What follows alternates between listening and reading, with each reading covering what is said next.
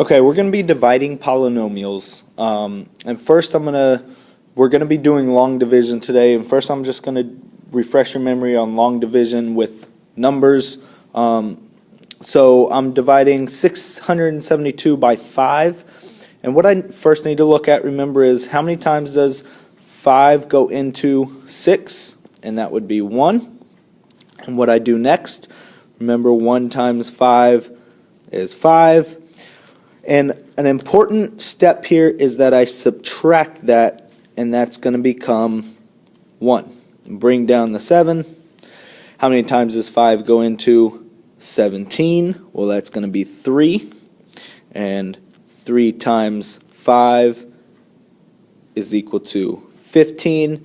And then I'm going to subtract that, and that's going to be 17 minus 15 is 2. And then I'm going to bring down that 2, and I say how many times does 5 go into 22? And that's going to be 4. And 4 times 5 is 20.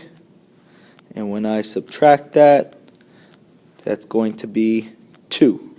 And I don't have anything else to bring down. The 2 is less than the 5, so that means I'm finished, and that 2 is my remainder. Okay, remember doing this. What we're going to be doing today is very similar. The process is the same, which is why I went over this first.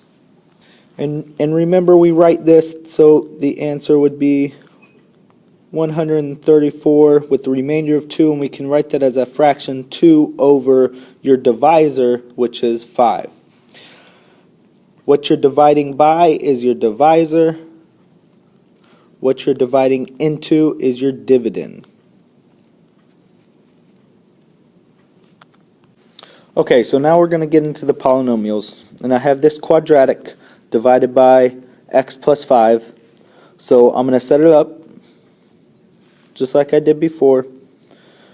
The dividend is the quadratic, 4x squared plus 23x minus 16.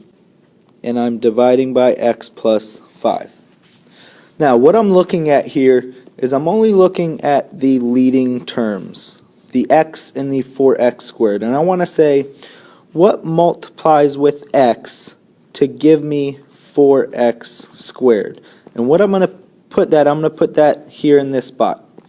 So this is a 1, so 1 times 4 will be 4. X times x will be x squared. So then I'm going to take that 4x, I'm going to multiply it back through. 4x times x is 4x squared. 4x times 5 becomes 20x. But then I have to go and subtract that line, just like I did before. So I'm going to subtract that. And when you're subtracting the line, basically what you're doing is you're just changing the signs on that. And then when I combine my like terms, these should cancel out. This becomes 3x, and I bring down the 16 and start over. So now I'm looking at, okay, x times what will give me 3x? Well, that's going to be 3. So then I have 3, and I multiply it back through the whole divisor, and that's going to be 3x plus 15. A lot of times I won't even write that sign unless it's a negative, because then I'm going to have to change that, and that's going to become minus, and my remainder, or what I get here, is negative 31. And because this degree is less than this degree, I'm finished. And this 31 is my remainder. The negative 31 is my remainder. So my quotient is 4x plus 3, and I'm going to say plus negative 31 divided by x plus 5. And we're going to use the remainder as a fraction. It's going to be divided by the divisor, what you're dividing by. Here's another way a question could be asked. Is this x squared plus 1 a factor of this quartic? Well, in order for it to be a factor would mean it would have to divide in evenly. And if it divides in evenly, that means the remainder would be 0. So that's what I'm looking for, is the remainder 0 when I divide? So I first start out the same way. X squared plus 1 divided into this quartic. But notice what I did here, and I changed the divisor as well. Because I have missing terms, I'm going to use 0x for them. Okay, because I got to have a spot for that term, because there could come out to an x where I need to have a spot for it. So anytime there's a missing term, make sure you put 0x, especially in this part. I'll show you how to do it for this part if you don't write it. So I want to look, x squared times what will give me 3x to the fourth? Well, my coefficient is going to be 3, and x squared times x squared will give me 3x to the fourth. So then when I multiply it back through, I get 3x to the fourth plus 0x cubed plus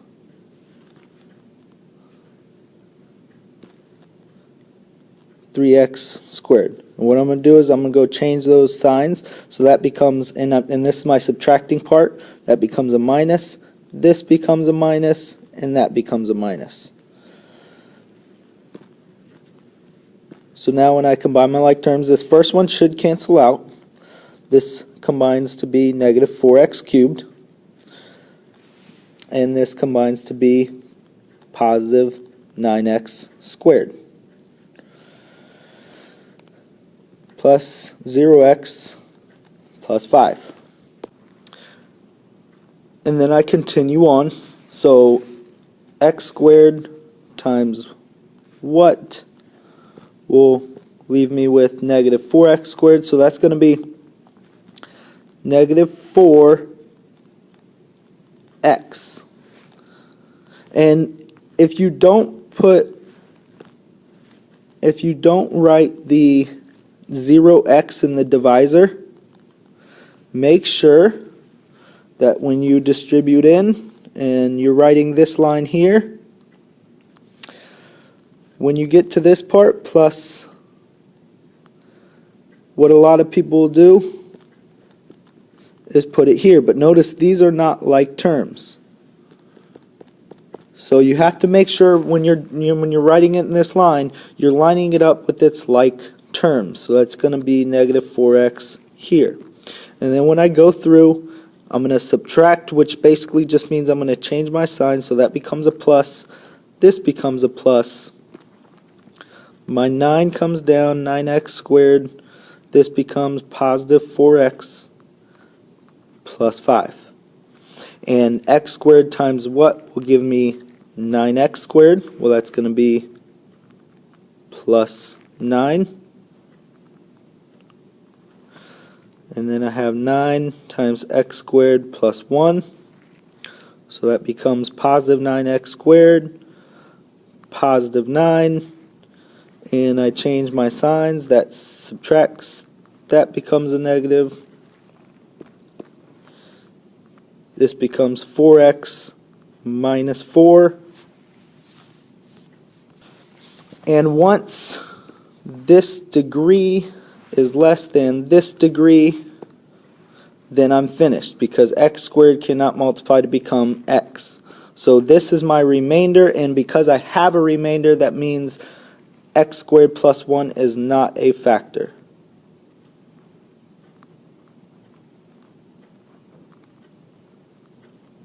If there would have been no remainder, then it would have been a factor. Okay, so this one's very similar. Is it a factor?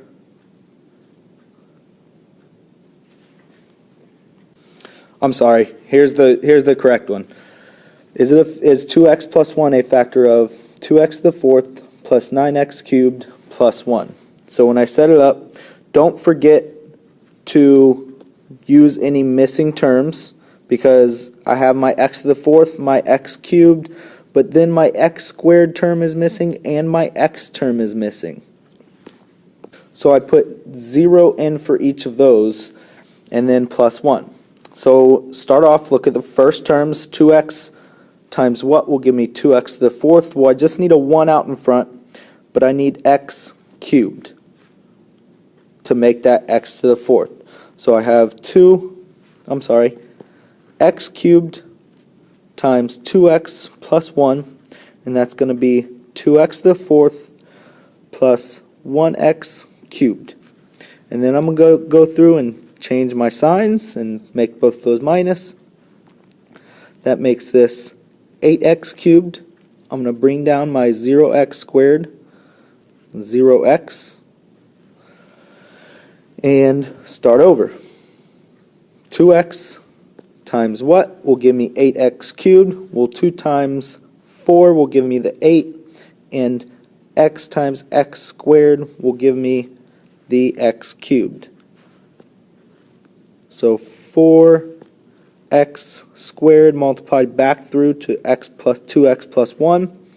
That's going to be 8x cubed plus 4x squared. And when I go through and change my signs, that makes this cancel out. This becomes negative 4x squared.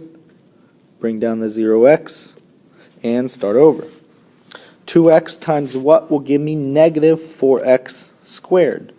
Well, that's going to be negative 2x, because the x times x will make the x squared. So then negative 2x times 2x plus 1, that's going to be negative 4x squared minus 2x, and then I'm going to change my signs to plus.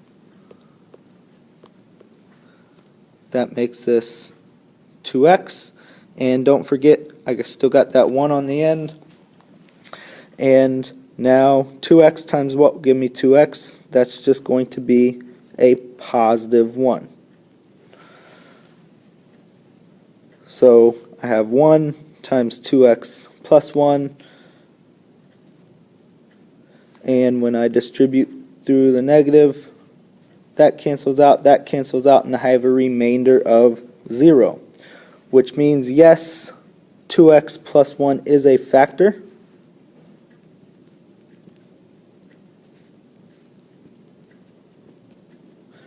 And notice this second part. If it is, write p of x as a product of two factors. Well, the product of two factors is going to be 2x plus 1 times x cubed plus 4x squared minus 2x plus 1. And that is my answer. All right, and the joke, your favorite part. Why did the golfer bring 2 pairs of socks to the tournament? In case he got a hole in one.